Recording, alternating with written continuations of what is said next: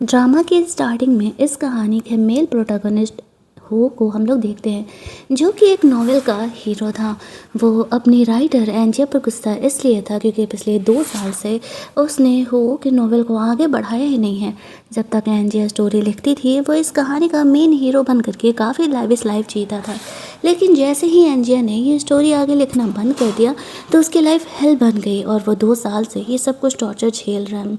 इस ज़िंदगी से वो इतना ज़्यादा तंग आ चुका था कि अब वो एंजिया से रियल लाइफ में मिलने जाने का डिसाइड करता है, ये सोचते हुए कि मुझे उससे इस सवाल का जवाब चाहिए कि आखिरकार वो उसने क्यों मेरी स्टोरी को लिखना बंद कर दिया।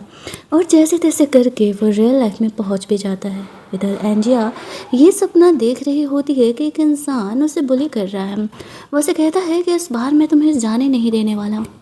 एंजिया उसको बाई फेस नहीं पहचानती थी। सपने में भी वो उससे वही पूछती है, आखिरकार तुम कौन हो और मुझे क्यों परेशान कर रहे हो। वो उसे कहता है, मैं तुम्हें परेशान कर रहा हूँ? परेशान तो तुम मुझे करके रखी हो। मेरे लाइफ को तुम्हारी वजह से हेल बनना पड़ा है।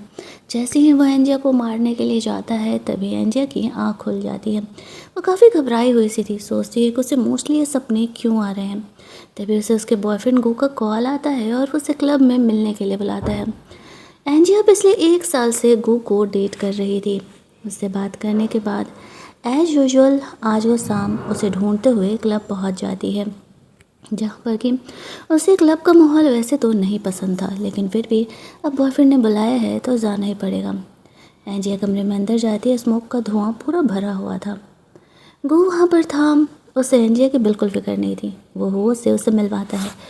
हो यहाँ पर एक बड़ा सीईओ बन करके इस वर्ल्ड में आया था। गो हो से दोस्ती किया था और वैसे कहते हैं कि बहुत बड़ा बंदा है ये। एक्चुअल में इससे एक स्केच बनाने वाला स्केच आर्टिस्ट चाहिए। वो हो से पूछता है, तुम जो स्केच आर्टिस्ट ढूंढ रहे थे तुम्हें मिला क्या?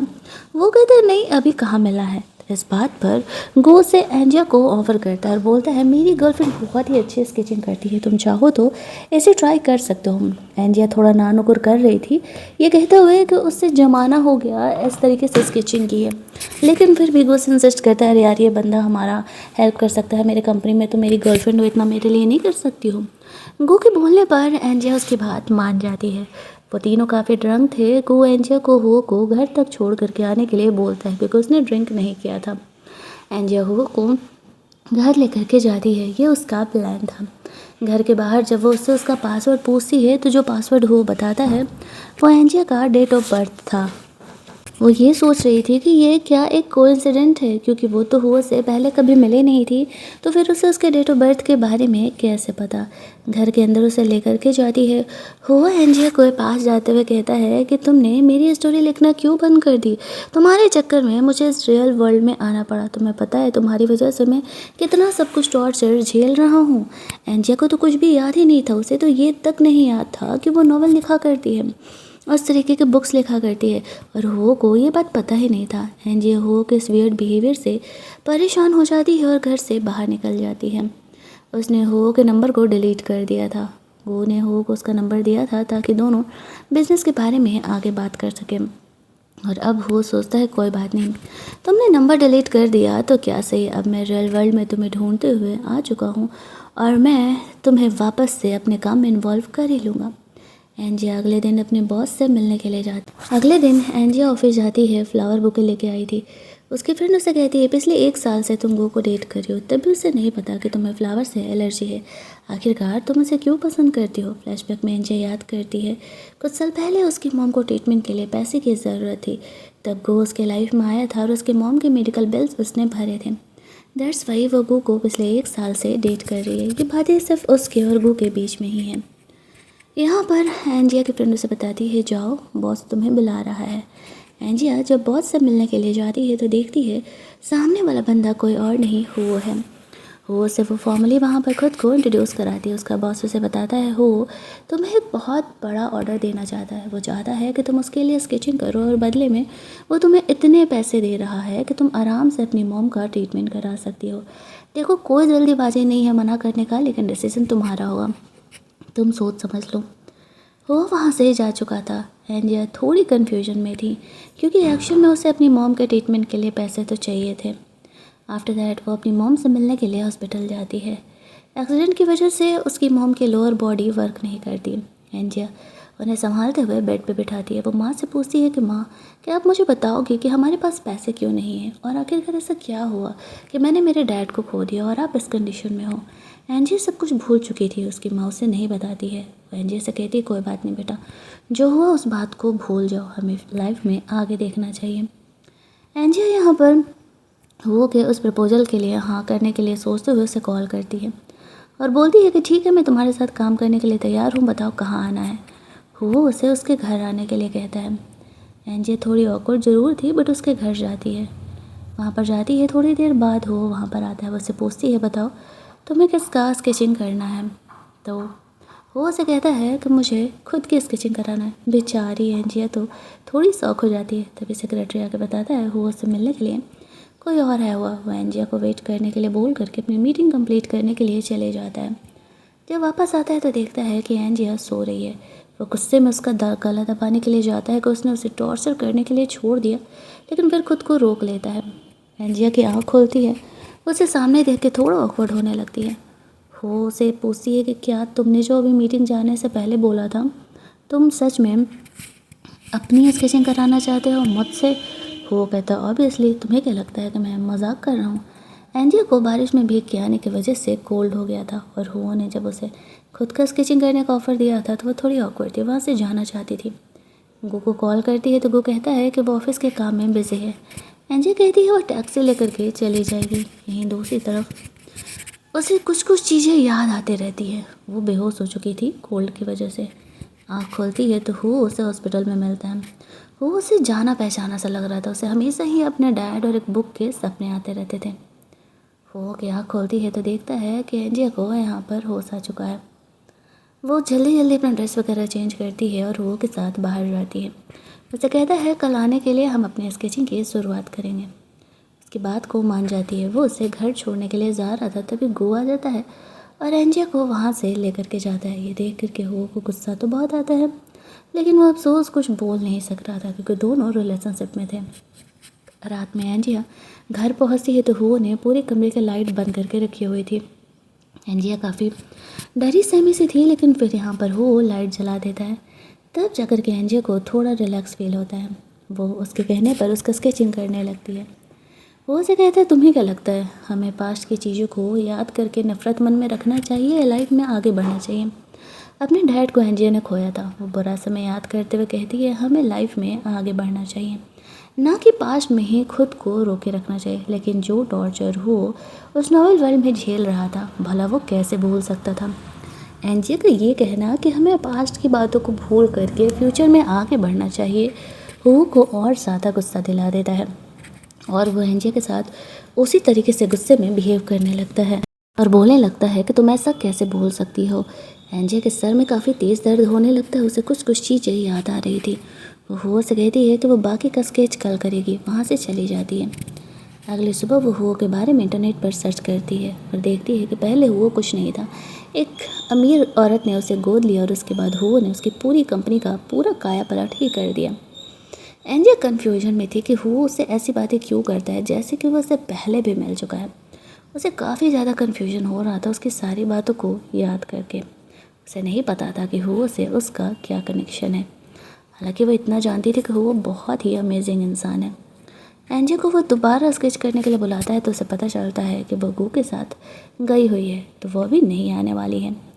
हुआ को ये सुन करके रहा नहीं जाता है और वो उसे फॉलो करते हुए चले जाता है। आखिरकार वो कहाँ गई होगी। वहाँ जाने पर उसे पता चलता है गू अपनी मॉम से मिलाने के लिए एंजिया को लेकर गया हुआ है।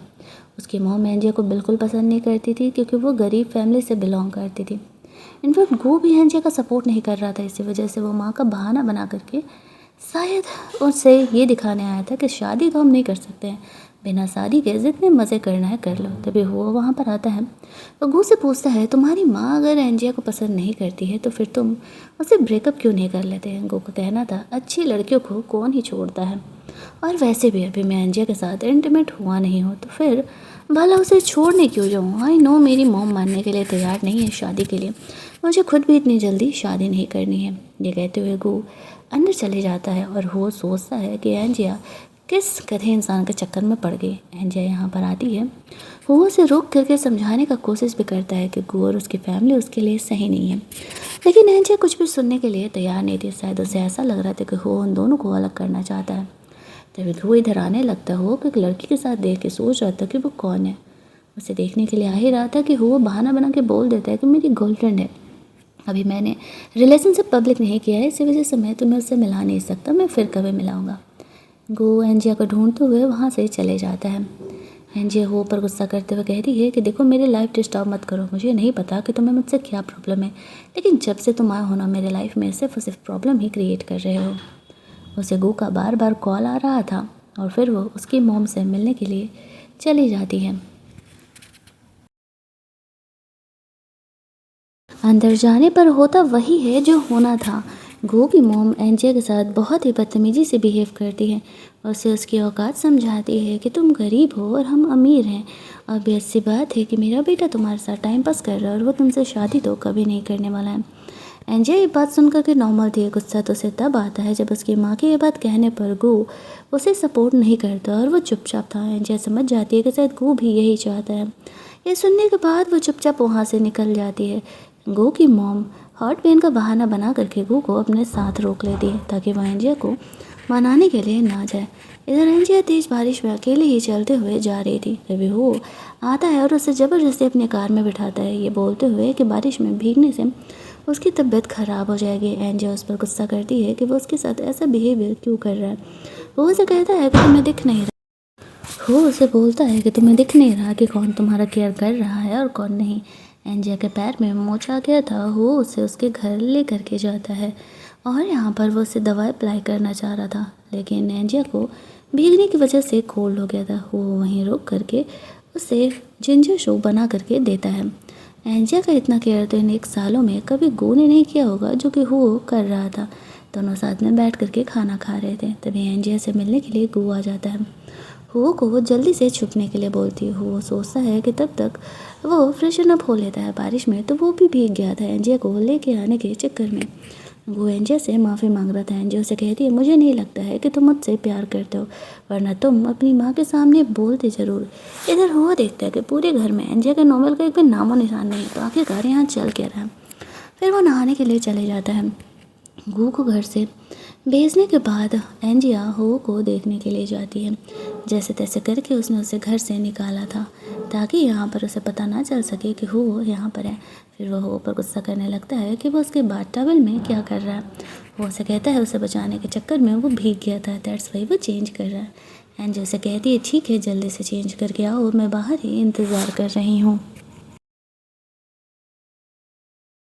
अगले सीन में एक्चुअल में वो एंजिया के कपड़े पहन करके बाहर आता है।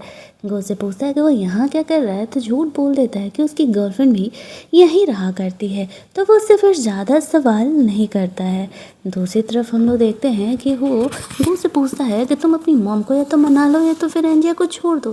गो कहता है कि नहीं, जब तक मैं एंजिया के साथ पूरी तरीके से टाइम पास नहीं कर लेता मैं उसे छोड़ने नहीं वाला हूँ। खैर तुम नहीं समझते हो, तुम तो आज तक सिंगल ही रहे हो। वो उसे कुछ बोलता नहीं है और वहाँ से चले जाता है।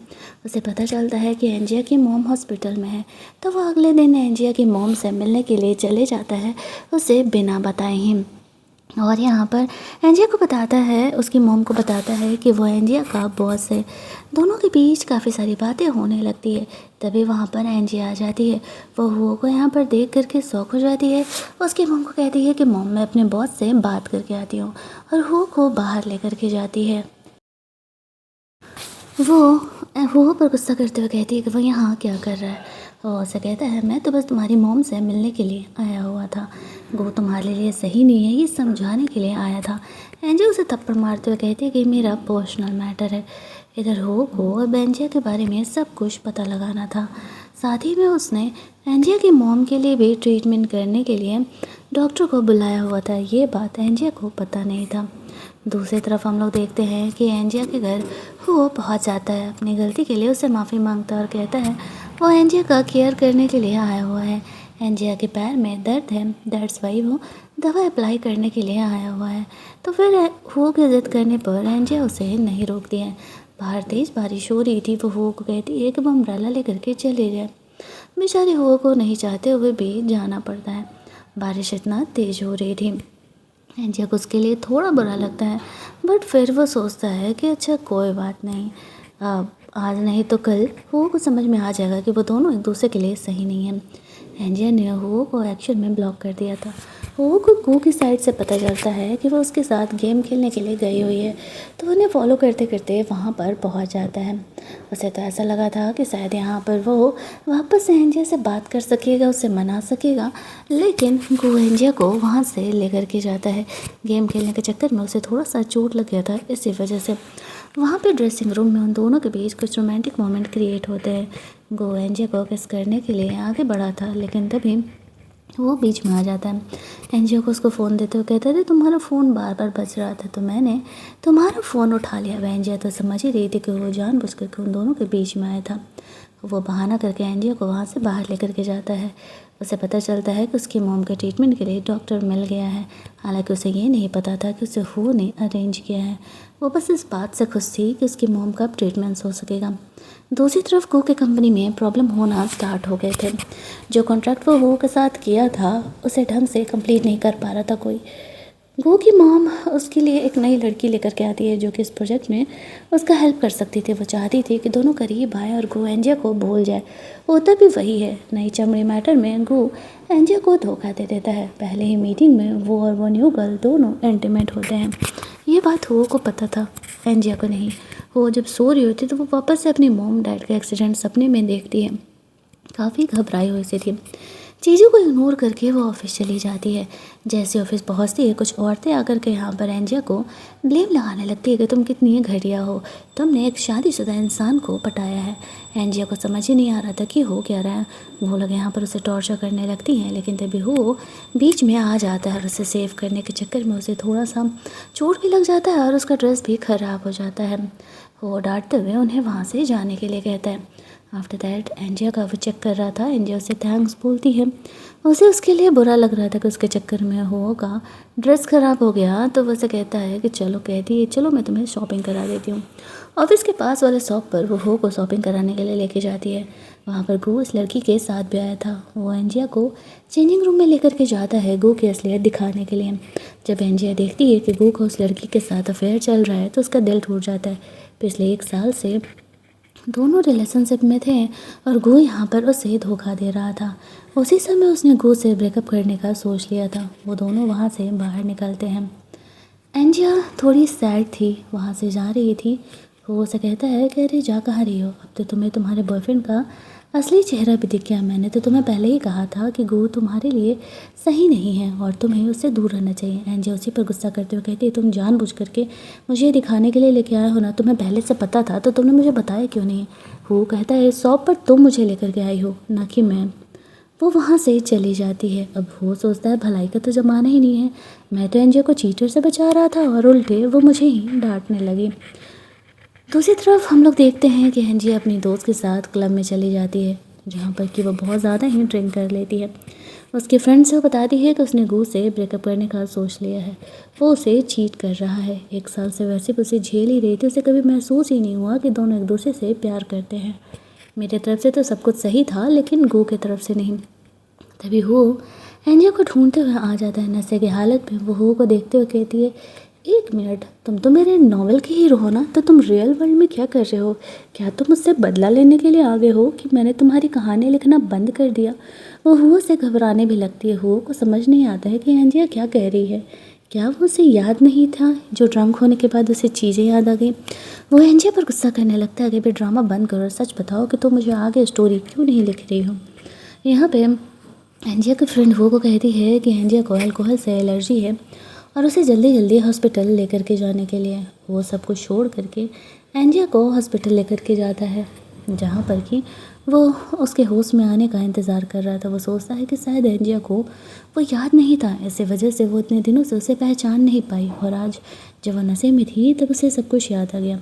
एंजिया को होश आता है तो वह देखती है कि वो अब भी उसका फिक्र कर रहा है और उसके साथ ऐसा बुरा बिहेवियर करने के लिए सॉरी बोलती है, लेकिन कहती है मुझे ये कॉम्प्लिकेटेड चीज़ें पसंद नहीं है, जो सच है वही बोला करो। अब एंजिया को सपने में वो बातें याद आ गई थी कि वो को नॉवल में बनाया करती थी, लेकिन आखिरकार उसे कुछ भी याद क्यों नहीं है। तभी वहाँ पर गो आने लगता है।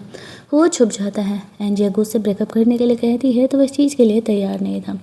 एंजिया कहती है तो तुम क्या सोचते हो, मतलब मुझे तुम्हें पता नहीं है कि तुम उस लड़की के साथ सो रहे हो, तुम क्या चाहते हो, मैं तुम्हारी मिस्ट्रेस बन करके रहूँ। गो से कहता है कि तुम्हें कैसे पता इस बारे में। एंजिया कहती है क्या फ़र्क पड़ता है। गो अब भी यही ज़िद पकड़ के बैठा था कि उसे एंजिया से ब्रेकअप नहीं करना है। एंजिया गुस्सा होकर के उसे कहती है मैंने फाइनली तुमसे ब्रेकअप कर लिया है। गो को ऑफिस से कॉल आ रहा था, उसे वहाँ से जाना पड़ता है। वो कहता है कि मैं आ करके तुमसे इस बारे में बात करूँगा। उसके जाते ही वो यहाँ पर आता है। वो एंजिया को कहता है मैंने तुम्हें पहले ही कहा था कि तुमने गलत इंसान को चुना है। एहसान चुकाना अलग बात होता है और किसी के साथ रिलेशनशिप में रहना, प्यार करना अलग बात होता है। खैर, तुमने सही डिसीजन लिया। तभी वहाँ पर हम लोग देखते हैं कि हुओ ने जो रिसर्च कराया था वो आके बताता है कि जो औरतें आई थी उसे परेशान करने के लिए वो कोई और नहीं, हुओ की माँ ने ही भेजा था। तो एंजिया उनके साथ क्या करना चाहती है। वहाँ से बाहर निकल करके वो एंजिया के बारे में सब कुछ पता लगाने के लिए अपने सेक्रेटरी को बोल देता है। दूसरी तरफ अगले दिन जब एंजिया जाती है तो हुओ के कहने पर गो की मॉम को मजबूरी में आकर के एंजिया से माफ़ी मांगना पड़ता है। और वो उसे कह रही थी कि गलती हो गया, एक्चुअल में मैं चाहती नहीं थी कि तुम और गो दोनों एक हो, इसी वजह से मुझे ये सब कुछ करना पड़ा। लेकिन एंजिया उसे माफ़ करने के लिए तैयार नहीं थी। तो वो गो की मॉम को जेल भेज देता है। उसके जाते ही यहाँ पर गो आता है और वो से कहने लगता है कि यार ठीक है, मेरी माँ ने जो भी कुछ किया, लेकिन वो एक औरत है और तुम उसे जेल कैसे भेज सकते हो, उन्हें कितना टॉर्चर झेलना पड़ेगा। वो कहता है अच्छा, तुम्हारी मॉम ने जो एंजिया के साथ किया तुम्हें ये नहीं दिख रहा है। वो गो को वहाँ से जाने के लिए कहता है। एंजिया को दिख रहा था कि वो उसे किस तरीके से सपोर्ट कर रहा है। वो उसे कहता है अगर तुम थैंक्स बोलना चाहती हो तो मेरी पेंटिंग को कंप्लीट कर दो। एंजिया बात मान जाती है, लेकिन वो के घर पर जाकर के ड्रॉ नहीं करना चाहती थी। उसे काफ़ी अनफेमिलियर चीज़ें फ़ील होती थी वहाँ पर। तो वो कहते ठीक है, तो फिर हम तुम्हारे घर पर चलते हैं, वहाँ पर तुम मेरी पेंटिंग कंप्लीट कर सकते हो। एंजिया उसकी बात मान जाती है। वो उसकी ड्राइंग को बना रहे होते, बिल्कुल सेम बनाती है जैसे कि नॉवल में वो बनाया करती थी। बट उसे समझ नहीं आता कि अगर उसने नॉवल लिखा नहीं था या लिखा भी था तो उसे याद नहीं है, तो आखिरकार वो हो कितनी अच्छी पेंटिंग कैसे बना सकती है। वो खुद भी कन्फ्यूजन में थी। वो यहाँ पर एंजिया को कहता है मैंने तुम्हें पहले ही कहा था कि ऐसी बहुत कुछ चीज़ें हैं जो तुम मुझे नहीं बता रही हो। बताओ तुमने ये स्टोरी क्यों लिखना बंद किया। एंजिया कहती क्या कह रहे हो, मुझे कुछ भी याद ही नहीं है। यहाँ पर वो सोचता है कि वो ऐसा बिहेवियर क्यों कर रही है जैसे कि वो उससे बिल्कुल भी स्ट्रेंजर है। वो यहाँ पर एंजिया यहाँ पर हो को जाने के लिए बोल करके फ्रेशन अप होने के लिए चली जाती है। लेकिन जब वो बाहर आती है तो देखती है कि वो गया ही नहीं है, वो यहीं पर रुका था एंजिया के साथ थोड़ा और वक्त बिताने के लिए। अब एंजिया अकेले थी तो वो कपड़े लेके गई नहीं थी, तो वो हो को ही उसे कपड़े देने के लिए बोलती है। वो तो उसे थोड़ा सा छेड़ रहा था बट फिर उसे नाइट ड्रेस दे भी देता है। एंजिया चेंज करके बाहर आती है तो वो पे कहती है कि तुम्हें चले जाना चाहिए था। वो कहता है अब मुझे बाहर जाने का मन नहीं था, वैसे भी बारिश हो रही है, चलो साथ में डिनर करते हैं। एंजिया भी उसे मना नहीं कर पाती है और वो दोनों फिर साथ में डिनर वगैरह करते हैं, जहाँ पर कि वो नहीं एंजिया के लिए नूडल्स बनाया था और वो एंजिया को काफ़ी पसंद आता है। अगले दिन वो अपनी मॉम के ऑपरेशन के बाद उनसे मिलने के लिए जाती हैं। ऑपरेशन सक्सेसफुल था और यहाँ पर एंजिया की मॉम कुछ ही महीनों में अब चल पाती। ये सुनकर के एंजिया की खुशी का कोई ठिकाना नहीं था। वो बताती है कि एक्चुअल में वो नहीं, डॉक्टर का अरेंजमेंट किया है। जब एंजिया को ये बात पता चलता है तो वो खुश हो जाती है। वो से मिलने के लिए जाती है, तभी देखती है कि जो उसका बर्थडे है और वो ने उसके लिए केक वगैरह ले करके आया हुआ है। तो वो और ज़्यादा इमोशनल हो जाती है। वो उसे विश मांगने के लिए बोलता है। तभी वहाँ पर गो आ जाता है और वह एंजिया को कहता है कि तुम्हें हो के साथ रहना था, इसी वजह से तुम उससे ब्रेकअप कर रही हो ना। एंजिया उसे कहती है हिपोक्रेसी की भी सीमा होती है, मतलब चीट पहले तुमने किया और ब्लेम तुम मुझे लगा रहे हो। वो एंजिया को कहता है तुम छोड़ो इसे, मैं संभाल लेता हूँ, तुम घर जाओ। एंजिया हुओ के फ्लैट में अंदर चली जाती है, जहाँ पर कि अब हुओ और गो में लड़ाई झगड़े हो रहे थे। ऑब्वियस सी बात है वो दोनों एंजिया को लेकर के लड़ रहे थे। लड़ाई झगड़े के बाद गो वहाँ से चले जाता है। वो जानबूझ करके बाहर ही वेट कर रहा था। एंजिया आती है, वो कहती है तुम्हें पेन हो रहा होगा ना। वो तो एक नॉवल कैरेक्टर था, हालांकि उसे पेन नहीं हो रहा था, लेकिन एंजिया का सिंपैथी पाने के लिए वो झूठ बोल देता और कहता हाँ देखो ना तुम्हारे एक्स बॉयफ्रेंड ने मुझे किस तरीके से बोली किया। एंजिया को बुरा लग रहा था, वो हुओ को ट्रीटमेंट करना चाहती थी, लेकिन हुओ के लिए तो ट्रीटमेंट एंजिया का किस था। वो उससे आगे बढ़ के उसे किस कर लेता है। एंजिया कहने लगती है ऐसे कौन किस करता है यार, तुमने तो मेरे लिप्स को ही बाइट कर दिया। अगले दिन गो एंजिया को कॉल करता और कहता अगर वो नहीं आए उससे मिलने के लिए तो वो छत से कूद जाएगा। एंजिया जाती है तो वैसे बताता है कि वो एक अल्टीरियर मोटिव के साथ उससे मिला था। वो शुरू से ही एंजिया को अपना बनाना चाहता था, इसी वजह से उसने ये सब कुछ गेम खेला। उसने गो की कंपनी में भी प्रॉब्लम क्रिएट किए। फिर वो गो से मिलने के लिए जाती है, जहाँ पर कि वो उससे पूछती है कि सच बताओ कि तुम सच में सिर्फ ये सारे मोटिव से मुझसे मिलने के लिए आए थे। वो कहता है हाँ, मैं शुरुआत से ही तुम्हारे पीछे पड़ा था, इसी वजह से मैं गो से मिला, लेकिन मैं तुमसे प्यार करता था इसी वजह से। लेकिन एंजिया उसकी बात का भरोसा नहीं करती है और वो गुस्सा करके वहाँ से चली जाती है, ये कहते हुए एक पल को मुझे लगा कि शायद मुझे एक अच्छा इंसान मिल गया था। वो एंजिया को रोक करके उसे नोवेल वाली बात याद दिलाने का कोशिश करता है, बट उसे याद नहीं आता और एंजिया वापस से बेहोश हो जाती है। वो एंजिया को हॉस्पिटल लेकर के जाता है। उसकी माँ एंजिया का फिक्र कर रही थी। एंजिया को जब होश आता है तब उसे कुछ कुछ चीज़ें याद आई थी और कुछ कुछ चीज़ें नहीं, लेकिन वो होश अभी गुस्सा थी और उसे देखना नहीं चाहती थी। वो वहाँ से चले जाता है। डॉक्टर से उसे पता चलता है कि एंजिया के मॉम डैड के एक्सीडेंट के बाद एंजिया काफ़ी कुछ भूल चुकी थी। वो अपने सेक्रेटरी से भी और बहुत सारी चीज़ें पता लगाता है, जिससे उसे पता चलता है कि एंजिया जानबूझ करके हुओ के बारे में लिखना नहीं छोड़ी है, बल्कि यहाँ पर वो एक्सीडेंट के बाद चीज़ों को भूल चुकी थी और ये नवल वो एक्सीडेंट होने से पहले लिखती थी। वो सोचता है कि उसने एंजिया के साथ कितना बुरा किया। वो उसे ऐसा सोचता था कि उसने जानबूझ करके उसने इस कहानी को कंप्लीट नहीं किया और अब उसे अपनी गलती का भी एहसास हो रहा था। वहीं दूसरी तरफ एंजिया अपनी मोम को देखने के लिए जाती है। उसकी मोम ठीक थी। डॉक्टर्स भी उसे बताते हैं हुओ ने उसका बहुत ही केयर किया है। धीरे धीरे दिन बीत रहे थे। कभी हुओ एंजिया की मोम का केयर करने के लिए यहाँ रुकता तो कभी एंजिया उसकी मोम का केयर करने के लिए यहाँ रुकती। उसकी मोम अब धीरे धीरे पूरी तरीके से ठीक हो चुकी थी। एंजिया को जब ये चीज़ दिखता है कि वो उसके लिए इतना कुछ कर रहा है, ऊपर से उसकी मोम भी उसे समझाती है कि वो उसे जो भी करती हो ये इंसान से हो जाता है, कम से कम उसने तुम्हें धोखा तो नहीं दिया ना। मुझे लगता है कि तुम्हें हुओ से जाकर के इस बारे में बात करना चाहिए और एक और मौका उसे देना चाहिए। एंजिया को भी लगता है कि हुओ ने उसके लिए इतना सब कुछ किया है। वो हुओ से बात करने के लिए जाती है। हुओ से सारी कहानी बताता है कि एक्चुअल में वो नोवेल वर्ल्ड से यहाँ पर बाहर आया हुआ और वो एंजिया से नफरत करता था। ये सोचते हुए कि एंजिया ने जानबूझ करके उसके बारे में लिखना बंद कर दिया। एंजिया यहाँ पर उसे माफ़ कर देती है और वो दोनों रियल रिलेशनशिप में आ जाते हैं। लेकिन तब एंट्री होता है इस कहानी के असली विलन की। एक अननोन सा फेस हमें दिखाया जाता है, जो कि फेस पूरी तरीके से नहीं दिखाया जाता, और यहाँ पर वो और एंजिया पे नज़र रखी हुई थी। वो एक लेडी थी। आफ्टर दैट एंजिया हो को अपनी मॉम से एज बॉयफ्रेंड मिलने के लिए लेकर के जाती है। उसकी मॉम कहती है कि वो खुश है कि कम से कम एंजिया को उसकी ज़िंदगी में उसका प्यार मिल गया। और वो और एंजिया दोनों अकेले काफ़ी देर तक बातें करती हैं। हो से एंजिया की मॉम काफ़ी ज़्यादा सेटिस्फाइड थी। आफ्टर दैट वो हो से मिलने के लिए जाती है, जहाँ पर कि उसे कहती है कि तुम सच में काफ़ी खूबसूरत हो। मैंने काफ़ी खूबसूरत सीईओ को ड्रॉ किया था। अब वो अपनी गॉड मदर, जिसने कि उसे अडॉप्ट किया था, उसे एंजिया से मिलने के लिए लेकर के जाता है। शुरुआत में तो सब कुछ बहुत ही सही जा रहा था, लेकिन तभी गुआ जाता है और कहने लगता है कि तुम कितनी बेशरम हो। अभी हमें ब्रेकअप की 1 महीने भी नहीं हुए कि तुम हुओ के साथ रिलेशनशिप में आकर के उसकी माँ से मिल रहे हो। एंजिया उसे कहती है कि कहने का हक तुम्हें किसने दिया? एक तो तुमने मुझे खुद चीट किया और ऊपर से तुम यहाँ पर मुझे ये दिखा रहे हो कि गलती मेरी ही है। हुओ की मॉम भी एंजिया कहीं सपोर्ट करते हुए उससे गुस्सा करके वहाँ से जाने के लिए कहती है, ये कहते हुए कि तुम जो भी हो हमारे फैमिली मेम्बर नहीं हो और यहाँ फैमिली मीटिंग हो रही है तो तुम्हारी कोई ज़रूरत नहीं है। एंजिया हुओ की मॉम से इस नौटंकी के लिए माफ़ी मांगती है, लेकिन हुओ की मॉम कहती है कि इसमें तुम्हारी क्या ही गलती है। वह एंजिया के साथ बहुत ही अच्छे तरीके से बिहेव कर रही थी। वही ख़ानदानी कड़ा ट्रांसफ़र करने वाला ड्रामा यहाँ पर होता है और वो खुश था कि उसकी मॉम को एंजिया काफ़ी पसंद आई है। खाना वाना खाने के बाद वो लोग लौट रहे थे। वो उसे कहता है, मुझे अच्छा लगा कि फाइनली मेरी मॉम को तुम पसंद आ गई। और यहाँ पर वो बोलता है कि हम दोनों भले ही काफ़ी कम बार मिले थे, लेकिन मुझे लगा था कि मेरी मॉम को तुम ज़रूर ही पसंद आओगी। ये दोनों खुश तो थे, लेकिन उनकी खुशियों को जल्दी ही नज़र लगने वाली थी।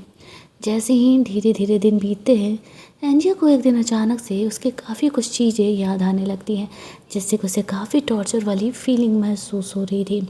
वो उसे काम डाउन करते हुए कहता है, अब जो बीत गया तुम्हें उसे याद करने की ज़रूरत नहीं है, छोड़ो। तुम भी एक नॉर्मल लाइफ आगे जी सकती हो। एक सच एंजिया को नहीं पता था, हो अब ज़्यादा दिनों के लिए इस दुनिया में नहीं रह पाएगा। उसे अपनी दुनिया में वापस जाना पड़ेगा। वो एंजिया के साथ बाकी बचे हुए दिन अच्छे से गुजारना चाहता था। दोनों डेट पर जाते हैं तो कभी एंजिया का एक्सीडेंट होने से वो बचाता है। पेंटिंग एग्जीबिशन में जाते हैं तो उस पर एक बड़ी सी शोपीस गिरने वाला था, जिसके चक्कर में यहाँ पर हो को चोट लग जाता है। मतलब आगे से जो कुछ भी हो रहा था ना, वो ऐसा लग रहा था कि कोई स्पेशली इन दोनों को टारगेट कर रहा है, जिस वजह से कि उन्हें हमेशा कुछ ना कुछ होते रह रहा है। दोनों मोस्टली बाहर जाते थे और यहाँ पर उन दोनों के साथ कुछ ना कुछ तो बुरा होते ही रहता था। यहाँ पर फिर भी वो दोनों एक खुशी खुशी ज़िंदगी बिता रहे थे। एक दिन दोनों लौट रहे थे तो एंजिया का कार एक्सीडेंट होने वाला था। वो उन्हें बचा लेता है और यहाँ पर वो उसे बचाने के चक्कर में बेहोश हो जाता है। जैसे तैसे करके एंजिया हो को हॉस्पिटल लेकर के जाती है। एक तरफ हो का ट्रीटमेंट चल रहा था, वहीं दूसरी तरफ उस एक्सीडेंट की वजह से एंजिया की लॉस्ट हुई मेमोरी ट्रिगर कर जाती है और जो उसका सेलेक्टिव अमनेसिया था वो ठीक हो जाता है। सब कुछ याद करने के बाद वो खुद भी बेहोश हो जाती है। किस तरीके से शुरुआत में तो वो डैड से छुपा करके वो नॉवेल लिखा करती थी, लेकिन फिर जब उसके डैड को पता चला तो उन्होंने उसे अप्रिशिएट किया और उन्होंने बोला था कि हो को एक हैप्पी एंडिंग ही देने के लिए इस कहानी का वॉल्यूम 1 ही एंजिया लिख पाए थे। वो लोग प्रिंट करने के लिए, इसे सबमिट करने के लिए जा ही रहे थे कि तब उसके माँ बाप का एक्सीडेंट हो गया था। उसके बाद से खुद एंजिया की भी ज़िंदगी बदल गई। एंजिया को जब होश आता है वो अपनी माँ से सवाल करती है। उसकी माँ एंजिया को अब सब कुछ बता देती है और कहती है कि हाँ, उसी दिन जिस दिन हम लोग ये बुक पब्लिश कराने के लिए जा रहे थे, हमारा कार एक्सीडेंट हो गया था। तुम्हारे डैड को डॉक्टर्स बचा नहीं पाए। एंजिया बहुत ही रोने लगती है, बट वो समझ जाती है कि एक्चुअल में वो पिछले 2 सालों में कितना कुछ टॉर्चर झेला है, जो कि ये सब कुछ एंजिया के वजह से ही हो रहा है। अगर एंजिया ने इस कहानी का फाइनल पार्ट भी लिख दिया होता तो शायद हो को ये सब कुछ झेलना ना पड़ता। वो से मिलने के लिए जाती है और उसके बारे में पूछती है। वो उसे कहता है कि हाँ, तुम्हारी कहानी कंप्लीट नहीं करने की वजह से ये टॉर्चर 2 साल में बार बार झेल रहा था। एंजिया उसे बताती है कि एक्चुअल में वो इस कहानी को लिखना चाहती थी, लेकिन उसके पहले ये सब कुछ हो गया। वो ने उस एक्सीडेंट्स के बारे में पता लगाया था तो उन्हें पता चलता कोई तो है जो उन्हें टारगेट कर रहा है। एंजिया अपने डैड के पुराने घर जाती है, जहाँ पर कि उसके कुछ पुराने नॉवेल्स लिखे हुए थे। वहाँ पर उस कहानी के वो विलन को सर्च करती है, यानी कि एंजिया के कहानी का वॉल्यूम 1 जो कि हु की स्टेप मदर हुआ करती थी, वही अब रियल वर्ल्ड में एंजिया की गॉड मदर बन करके आ गई है। यानी कि ये सब कुछ जो वो करा रही है वो कोई और नहीं, हु की गॉड मदर ही है। इनफैक्ट उसने जानबूझ करके हु को इसीलिए गोद लिया था ताकि वो उससे बदला ले सके। वो इस कहानी की मेन हीरोइन बनना चाहती थी, लेकिन एंजिया ने हुओ को हीरो बना करके रखा हुआ था। अब हुओ जानता था कि एंजिया को इसमें जान का खतरा है, इसी वजह से वो उसे नॉवल में वापस जाने वाली बातें नहीं बताता और खुद ही इन प्रॉब्लम को सॉल्व करने का कोशिश करता। और इधर उसकी गॉड मदर को भी सारी बातें पता चल चुकी थी कि हुओ और एंजिया इन बातों को जान चुके हैं। वो अपनी गॉड मदर से मिलने के लिए जाता है, तब तक उसकी गॉड मदर ने एंजिया को किडनैप कर लिया था। एंजिया से कहती है कि मुझे मार देने से तुम्हारी असलियत बदल नहीं जाएगी। तुम उस कहानी में भी विलन थी और रियल लाइफ में भी विलन ही रहोगी, तो फिर क्यों कर रही हो ये सब कुछ। वो कहती है कि मुझे हीरोइन बनना है, तुमने मुझे हीरोइन क्यों नहीं बनाया। अगर मैं तुम्हें मार दूंगी तो मैं अपनी कहानी खुद से लिख सकती हूँ, जैसे कि मैंने इस कहानी का वॉल्यूम 2 लिखा, जिसमें कि मैं उस कहानी की मेन फीमेल लीड थी। तब तक वहाँ पर वो उसे बचाने के लिए आ जाता है। वो जानता था कि उसकी स्टेप मदर को उस वर्ल्ड में भेजने का सिर्फ एक ही रास्ता है, लेकिन इस चक्कर में हो को भी उस वर्ल्ड में जाना पड़ेगा। उनके पास ज़्यादा वक्त नहीं था। वो अगर मर जाता तो उसकी जो स्टेप मदर थी वो इस कहानी की हीरोइन बन जाती और वो हमेशा के लिए इसी वर्ल्ड में रह जाती। इसी वजह से वो सब कुछ कर रही थी, लेकिन वो उस स्टोरी को ही जला देता है। उसके स्टेप मदर के साथ साथ वो भी वापस से नॉवल वर्ल्ड में चले जाता है। एंजिया रोने लगती है। फाइनली कुछ महीने बाद का हमें सीन दिखाया जाता है। एंजिया हो को पोर्ट्रे कर रही थी एंड एट द एंड वो वापस से रियल वर्ल्ड में आ जाता है और कहानी का एक हैप्पी एंडिंग हमें दिखाया जाता है। तो अगर आपको ये कहानी अच्छी लगी होगी, वीडियो को लाइक और शेयर करना मत भूलना। चैनल को सब्सक्राइब कर लेना ताकि नए वीडियोज़ के नोटिफिकेशन आपको मिलते रहें। चलिए जल्दी से मिल लेते हैं हम लोग एक और नई कहानी के हिंदी एक्सप्लेनेशन में। तब तक के लिए कीप लिसनिंग।